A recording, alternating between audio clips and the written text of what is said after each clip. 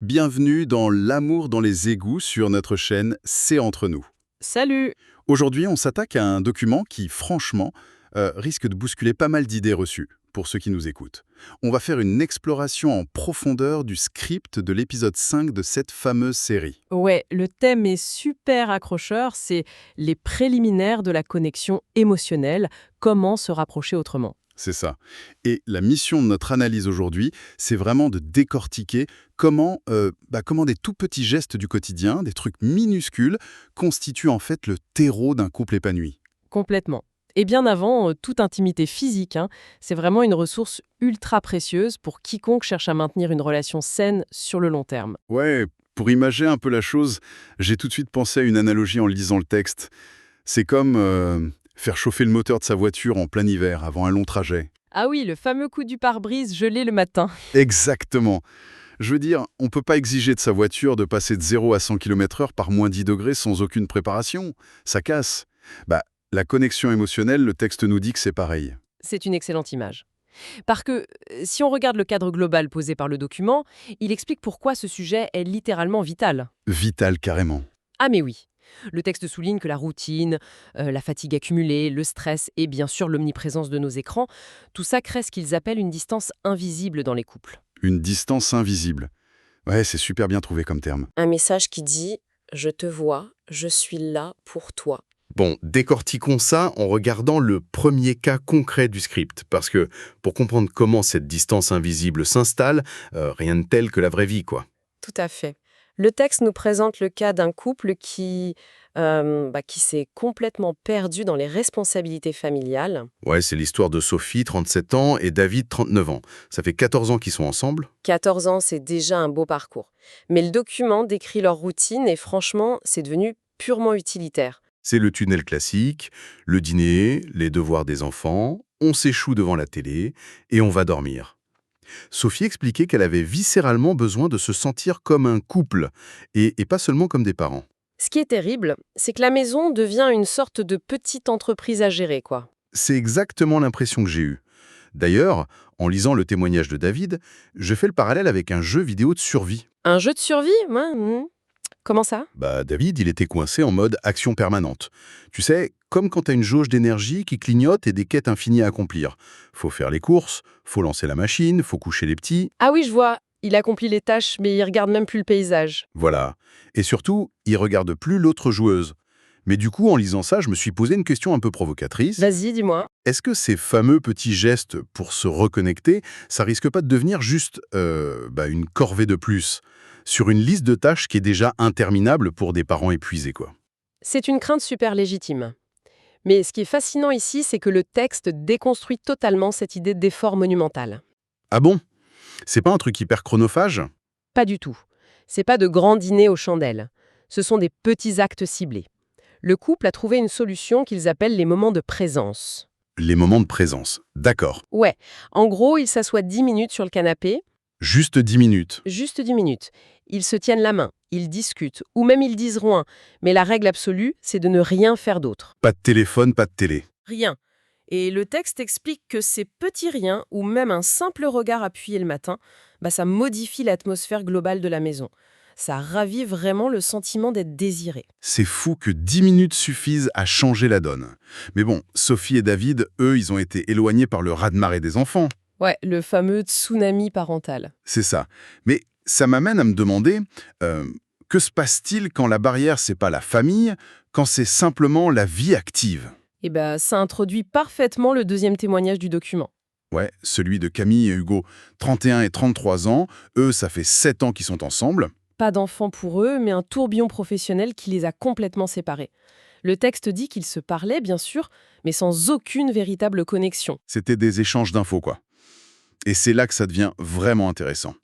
Ils ont mis en place un outil principal qu'ils appellent le check-in du soir. Ah, ce fameux rituel. Ouais, en fait, ils ont instauré le fait de se demander comment tu te sens ce soir. Et surtout, d'écouter véritablement la réponse de l'autre. Ça paraît basique, mais c'est très puissant. C'est vrai, mais je dois avouer un truc. L'expression check-in du soir, pour moi, ça sonne presque comme une réunion d'entreprise avec les ressources humaines, quoi. C'est pas faux, le terme est un peu clinique. Bah oui. Du coup, comment on évite que ça devienne un truc hyper bureaucratique ou froid? Genre, on pointe à la badgeuse de l'amour avant d'aller au lit. Je comprends tout à fait. Et cela soulève une question importante sur la manière d'amener ce rituel. Mais le texte apporte une nuance majeure via le témoignage de Hugo. Laquelle? Il explique que la connexion, elle se limite pas à la chambre à coucher ou au moment du coucher. Elle se construit toute la sainte journée.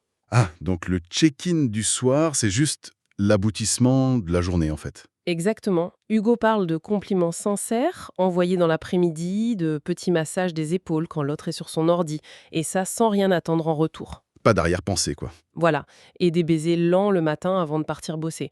C'est tout ce terreau qui transforme le fameux check-in RH en un véritable espace d'intimité. Il se redécouvre tous les jours. C'est génial.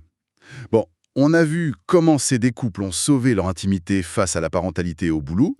Je propose qu'on synthétise les méthodes exactes du script pour que notre auditoire puisse vraiment se les approprier. Une sorte de boîte à outils de la connexion quotidienne. Bonne idée. Ouais, une boîte à outils. Et tu sais, pour imager ça, je pensais aux intérêts composés en finance. Les intérêts composés. Tu vas nous faire un cours d'économie. Mais non, écoute, c'est le principe de faire des minuscules investissements réguliers, genre 10 ou 20 secondes par-ci par-là. Et sur le long terme, ces petits investissements génèrent un rendement émotionnel massif. Ah, je vois l'idée. C'est très juste. Le document liste d'ailleurs 5 actions concrètes qui sont exactement ça, des micro-investissements. On commence par la première. C'est le câlin de 20 secondes. Le texte précise en rentrant ou en se levant. 20 secondes, ça paraît court, mais dans les faits, un câlin de 20 secondes, c'est hyper long. Bah ouais, on a souvent tendance à tapoter le dos au bout de 3 secondes pour se détacher. Ça sécrète de l'ocytocine, l'hormone de l'attachement, et ça fait chuter le stress. C'est biologique. C'est fou. Action numéro 2, le regard prolongé. Il parle de 10 secondes dans les yeux de l'autre, juste pour dire bonjour ou bonsoir. Ça aussi, c'est un vrai défi. Se regarder vraiment sans fuir le regard vers son téléphone. C'est une marque de présence absolue. Surtout aujourd'hui, ouais.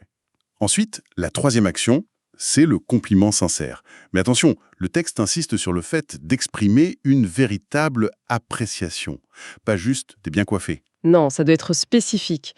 Dire par exemple j'ai adoré la façon dont tu as géré cette crise au boulot aujourd'hui.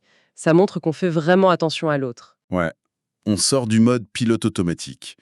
La quatrième action, on en a un peu parlé avec Hugo et Camille, c'est le check-in émotionnel. Demander comment l'autre va, mais pour de vrai. Et le plus dur, le texte le souligne bien, il faut écouter sans interrompre et sans chercher à donner des solutions. Ah, le fameux réflexe du sauveur. On veut toujours régler le problème de l'autre alors que, bien souvent, il a juste besoin d'être entendu. Grave.